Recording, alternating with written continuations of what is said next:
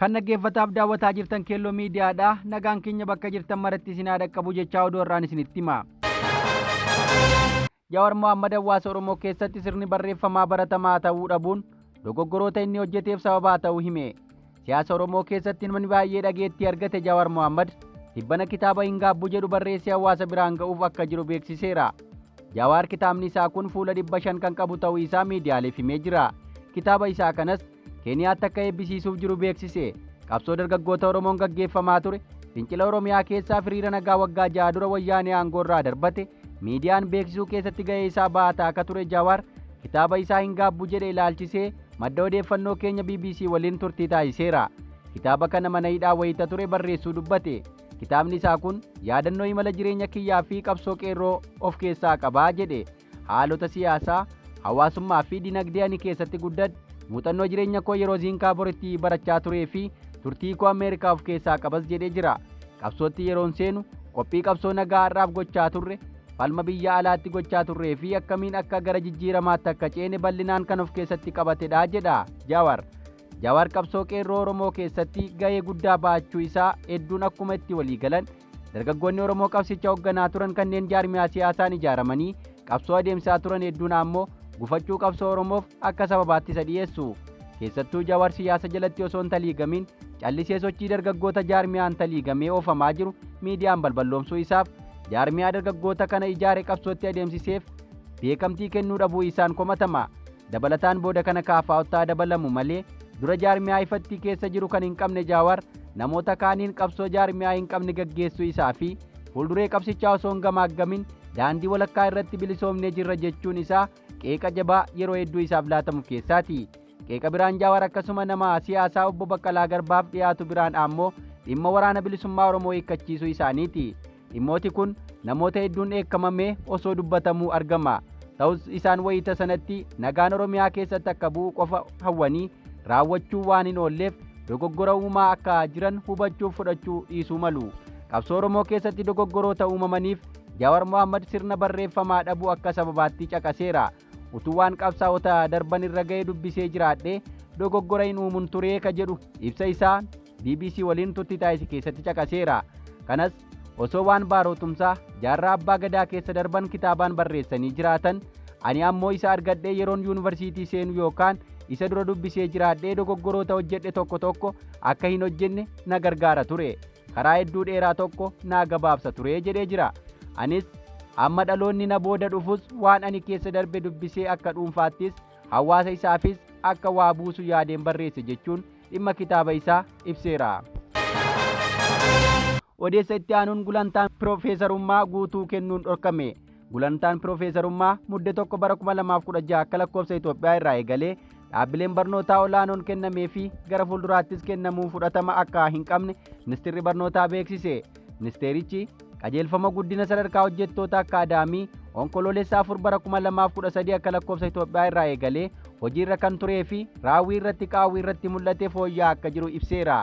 Haaluma kanaan fooyya'insi kun xumuramee dhaabbilee barnootaa olaanoo hundaaf hanga ergamutti kenniinsa guddina gulantaa piroofeesarummaa yeroodhaaf dhorkamuu ministeerichi xalayyaa adoolessa 24 bara 2016 akka lakkoofsa Itoophiyaa dhaabbilee kanneeniif ergeen ibsee ture.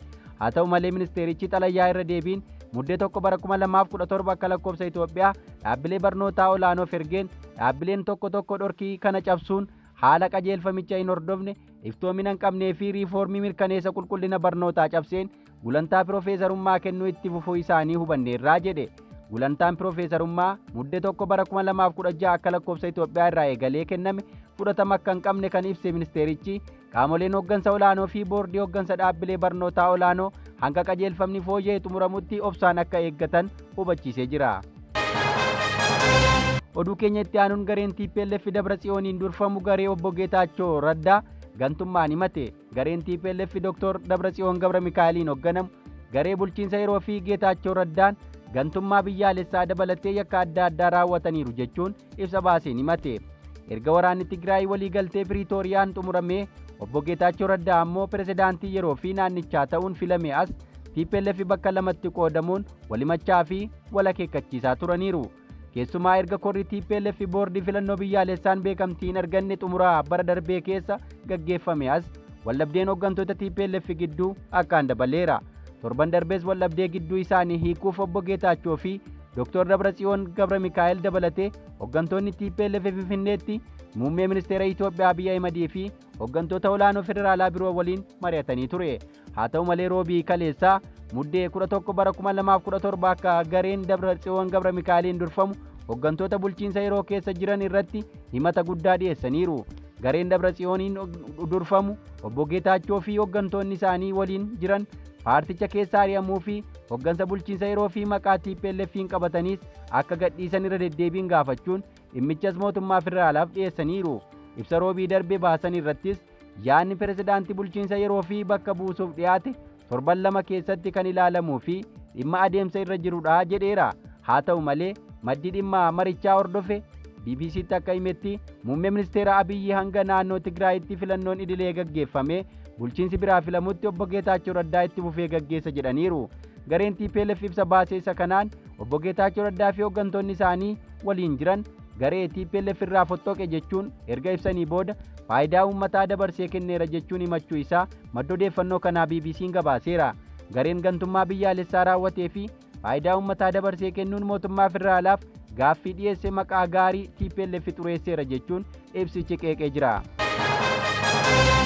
Oduu keenya birootiin Ameerikaan daandiiwwan qilleensa Itoophiyaa fi Etihad adabde. Ministeerri geejjibaa Ameerikaa sababa zoonii balallii xiyyaaraa hin eeyyamamneerra balali'uutiin daandii qilleensa Itoophiyaa doolaaraa 425 fi daandii qilleensa Etihad doolaaraa 400 adabuu beeksiseera. Murteen adabbii kun ka darbe qorannoo biiroon eegumsa fayyadamtoota aviyeeshinii gaggeesse hordofee kan mudatedha.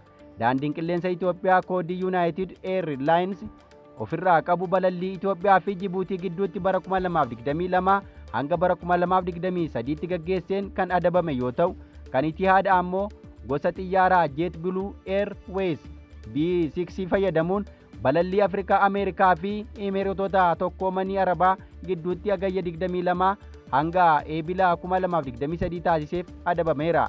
Balalliin kunneen eeyyama malee taasifamuu eeruun erga akeekkachiifni kenname boodas xiyyaaronni kunneen balallii itti fufuu qorannoon agarsiiseera jedhame. Oduu keenya birootiin biyya Ameerikaa magaalaa Fall River kan Massachusetts keessatti argamutti namtichi kun osoo sakatta'iinsa poolisii jalaa baqataa jiru kaboollaa aarri ittiin ba'u keessa bu'e. Poolisoota jalaa miliquuf jecha baaxii manaa gubbaa osoo baqatuu akka tasaa kiyyoo hin yaadin keessa bu'uu isaa BBC'n gabaaseera.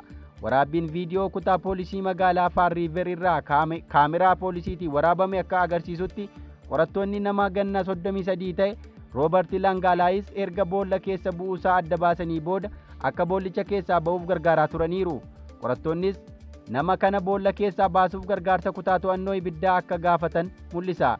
Ga'eessi kunis isaan booda gara hospitaalaatti kageeffame yoo ta'u, boodarra himannaa qorichaa sammuu adoochuu daddabarsuutiin to'annoo jala ooluusaa baramee jira. Oduu itti aanuun hoogganaan finciltoota Sooriyaa mana hidhaa Asaad akka cufu kakate. Manni hidhaa Sooriyaa keessatti argamu ka Asaadiin geggeeffamaa ture akka cufamu hoogganaan finciltoota Sooriyaa beeksisee jira. Humni hidhata Sooriyaa mana hidhaa Hama pirezidaantii duraanii biyyattii Bashar al-Asaadiin to'atamaa ture akka cufuu fi kanneen hidhamtoota dararaa fi ajjeesaa turan faana bu'ee akka qabu akeekkateera. Hoogganaan finciltootaa Ahmed al-Sharaa kan maqaa qabsoo Abuu Mohammed al-Joolaaniin jedhamuun beekamu humnoota nageenyaa duraanii mootummaa akka diigu himuu isaa Reuters gabaasee jira. Viidiyoowwan hidhamtoonni 1000 lakkaa'aman mana hidhaa Saadaaniyaa keessa yeroo yaa'an mul'isan gadhiifamanii jiru. Manni hidhaa kun gareewwan mirga namoomaaf falmaniin mana qalma namaa maqaan jedhu kennameeraa fi mana hidhaa Asaad gaggeessaa tureen namoonni 60,000 itti siqan hiraarfamuu fi ajjeefamuu gareen mirga namoomaa Sooriyaa UK hordofuun himameera. Gareen Islaamaa Hayat Tahrir al-Sham hidhattoota Sooriyaa kaan hoogganuun mootummaa Asaad waggaa 54 bulche garagalcheera. Dilbata darbee magaalaa guddoo Sooriyaa Damaasqoo qabachuun booda ture. Asaad gara Raashiyaatti baqachuun maatii isaanii wajjin kan gooluu galtummaa gaafatanii. Egaa dhaggeeffattoota keenyaa odeeffannoon irraaf qabanne kana fakkaataa akka guyyaa boriin haga walitti deebinutti nagaan nuuf tura.